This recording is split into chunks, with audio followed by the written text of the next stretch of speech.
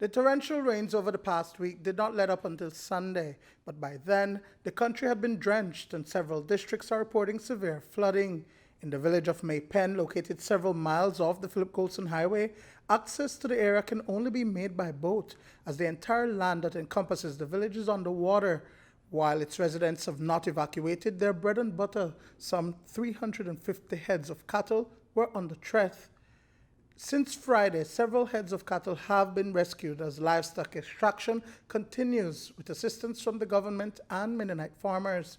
It's over the land now, completely taken over, so there is no land for our animal in that area, right? So with that said, we had get some assistance from Mr. Mai, the Prime Minister, our area rep, Mr. Leal, along with the Mennonites, who is giving us a big assistance in that area at this moment. The government has assigned two places for us.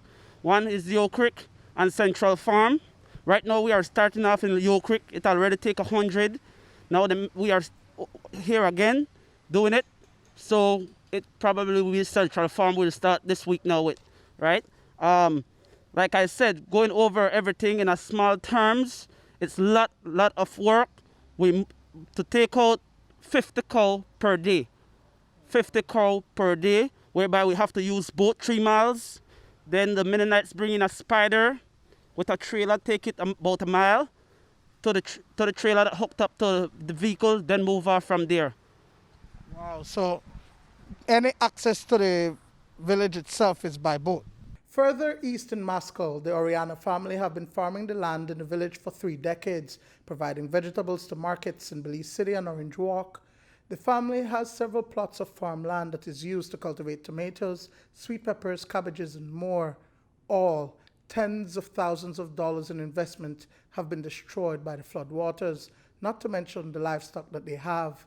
Right now we have tomatoes, sweet pepper, watermelons, cabbage, and well, everything is underwater right now.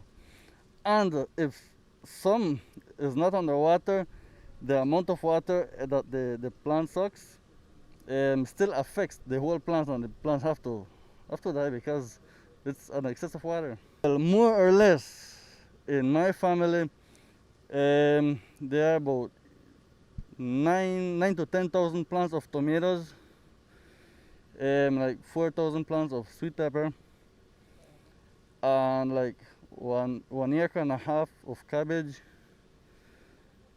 And that's a part of the cattle that, well, the cattle have to find the higher land to be safe of the water too. Belize Rural NEMA Coordinator Alpheus Gillett says that history would show this phenomenon occurs once every 10 years, give or take a year or two. Gillett says that the situation in Belize Rural is expected to get worse before it gets better. It's bad in Belize Rural, and I am anticipating that it will get a little worse before it gets better. What is good news is that we see now that the rain has eased off a little, so that's good news, right?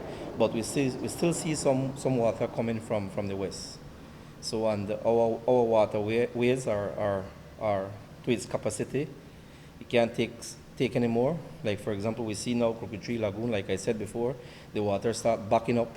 So we have water backing up from Crooked Tree Lagoon, and it's also coming from the west. So it's like a double impact. So let's hope that we will see some improvement some later part of this week if the rain does not continue. But we should see some improvement, but I believe it will get a little worse before it gets better. Duane, Moody for News 5.